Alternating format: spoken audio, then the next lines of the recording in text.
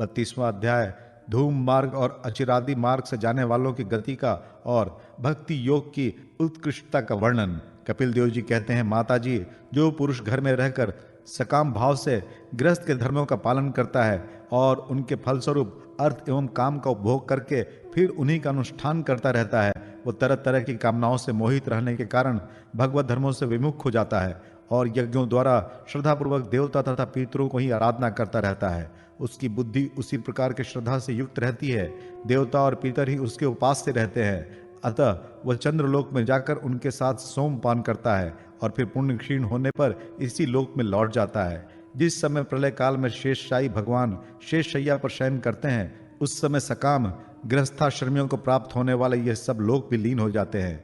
जो विवेकी पुरुष अपने धर्मों का अर्थ और भोग विलास के लिए उपयोग नहीं करते, बल्कि भगवान की प्रसन्नता के लिए ही उनका पालन करते हैं, वे अनासक्त, प्रशांत, शुद्ध चित्त, निवर्ती धर्मपरायण, ममता रहित और अहंकार शून्य पुरुष स्वधर्म पालन रूप सत्वगुण के द्वारा सर्वथा शुद्ध चित्त हो जाते हैं।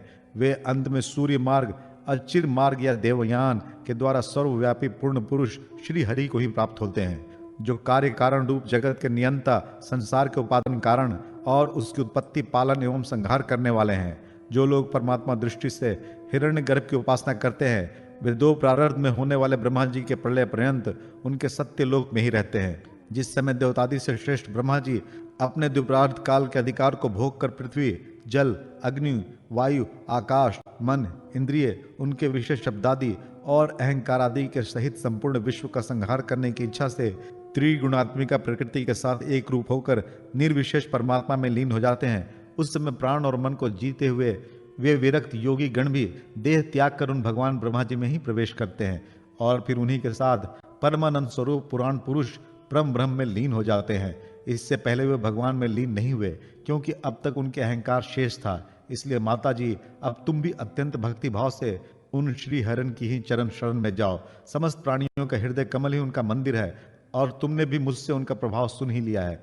वेद गर्भ ब्रह्मा जी भी, जो समस्त स्थावर जंगम प्राणियों के आदि कारण है, मरीचि आदि ऋषियों, योगेश्वरों, सनकादिकों तथा योग प्रवर्तक सिद्धों के सहित निष्काम कर्म के द्वारा आदि पुरुष श्रेष्ठ सगुण ब्रह्म को प्राप्त होकर भी भेद दृष्टि और कर्तव्य अभिमान के कारण भगवत इच्छा से जब सर्ग काल उपस्थित होता है, तब काल रूप ईश्वर की प्रेरणा से गुणों में क्षोभ होने पर भी पूर्ववत प्रकट हो जाते हैं। इसी प्रकार पूर्वोक्त ऋषिगण भी अपने अपने कर्मानुसार ब्रह्मलोक के ऐश्वर्य को भोग कर भगवत इच्छा से गुणों में क्षोभ होने पर भी इस लोक में आ जाते हैं।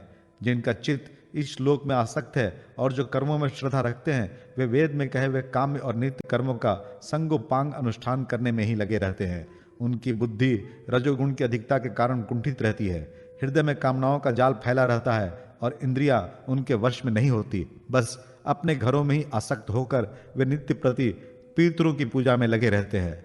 ये लोग अर्थ, धर्म और काम के ही परायण होते हैं। इसलिए जिनके महान पराक्रम अत्यंत कीर्तनीय है, उन भव भयहारी श्री मधुसूदन भगवान की कथा वार्ताओं से तो ये विमुख ही रहते हैं। हाय, विष्ठा भोजी कुकुर सुकुर आदि जीवों के विष्ठा चाहने के समान जो मनुष्य भगवत कथा मृत को छोड़कर निंदित विषय वार्ताओं को सुनते हैं, वे तो अवश्य विधाता के मारे हुए हैं।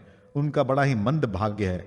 गर्भाधान से लेकर अंत्येष्टि तक सब संस्कारों को विधि पूर्वक करने वाले ये सकाम कर्मी सूर्य के दक्षिण ओर की पितृयान या धूम मार्ग से पितृश्वर अरिमा के लोक में जाते हैं और फिर अपनी संतति के वश में उत्पन्न होते हैं।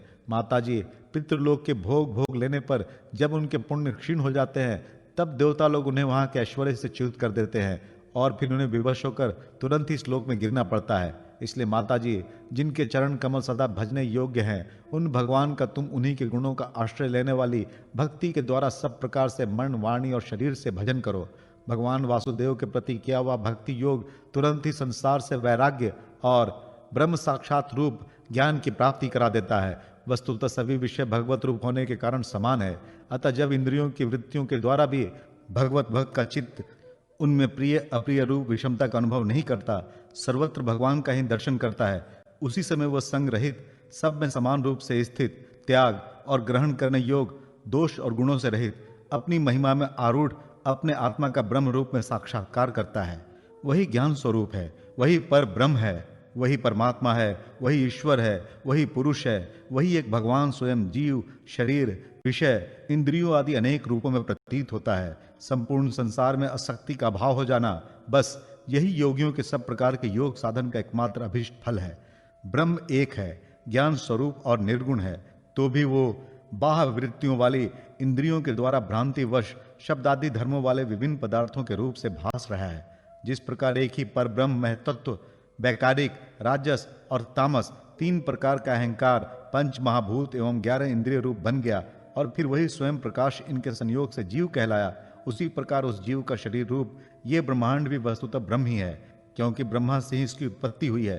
किंतु इसे ब्रह्म रूप वही देख सकता है जो श्रद्धा, भक्ति और वैराग्य तथा निरंतर के योग अभ्यास के द्वारा एकाग्रचित और असंग बुद्धि हो गया है। पूजनीय माता जी, मैंने तुम्हें यह ब्रह्म साक्षात्कार का साधन रूप ज्ञान सुनाया। इसके द्वारा प्रकृति और पुरुष के यथार्थ स्वरूप का बोध हो जाता है। देवी, निर्गुण ब्रह्म विषय का ज्ञान योग और मेरे प्रति किया हुआ भक्ति योग, इन दोनों का फल एक ही है, उसे ही भगवान कहते हैं। जिस प्रकार रूप, रस एवं गंध आदि अनेक गुणों का आश्रयभूत एक ही पदार्थ भिन्न भिन्न इंद्रियों द्वारा विभिन्न रूप से अनुभूत होता है, वैसे ही शास्त्र के विभिन्न मार्गों द्वारा एक ही भगवान के अनेक प्रकार से अनुभूति होती है। नाना प्रकार के कर्मकलाप, यज्ञ, दान, तप, वेदाध्ययन, वेद विचार, मीमांसा, मन और इंद्रियों के संयम, कर्मों के त्याग, विविध अंगों वाले योग, भक्ति योग, निवृत्ति और प्रवृत्ति रूप सकाम और निष्काम दोनों प्रकार के धर्म, आत्म तत्व के ज्ञान और दृढ़ वैराग्य, इन सभी साधनों से सगुण निर्गुण रूप स्वयं प्रकाश भगवान को ही प्राप्त किया जाता है। माता जी, सात्विक, राजस, तामस और निर्गुण भेद से 4 प्रकार के भक्ति योग का, और जो प्राणियों के जन्मादि विकारों के हेतु है तथा जिसकी गति जानी नहीं जाती, उस काल का स्वरूप मैं तुमसे कह ही चुका हूँ। देवी, अविद्या जनित कर्म के कारण जीव की अनेकों गतियां होती है, उनमें जाने पर वह अपने स्वरूप को नहीं पहचान सकता। मैंने तुम्हें जो ज्ञानोपदेश दिया है उसे दुष्ट, दुर्विनीत, घमंडी, दुराचारी और धर्मध्वजी, दंभी पुरुषों को नहीं सुनाना चाहिए। जो विषय लोलुप हो, गृहासक्त हो, मेरा भक्त न हो अथवा मेरे भक्तों से द्वेष करने वाला हो, उससे भी उसका उपदेश कभी नहीं करें। जो अत्यंत श्रद्धालु, भक्त, विनयी, दूसरों के प्रति दोष दृष्टि न रखने वाला, सब प्राणियों से मित्रता रखने वाला, गुरु सेवा में तत्पर, भाव विषयों में अनासक्त, शांति चित्त, मत्सर शून्य और पवित्र चित्त हो तथा मुझे परम प्रियतम मानने वाला हो, उसे इसका अवश्य उपदेश करें। माँ, जो पुरुष मुझ में चित्त लगाकर इसका श्रद्धापूर्वक एक बार भी श्रवण या कथन करेगा, वो मेरे परम पद को प्राप्त होगा।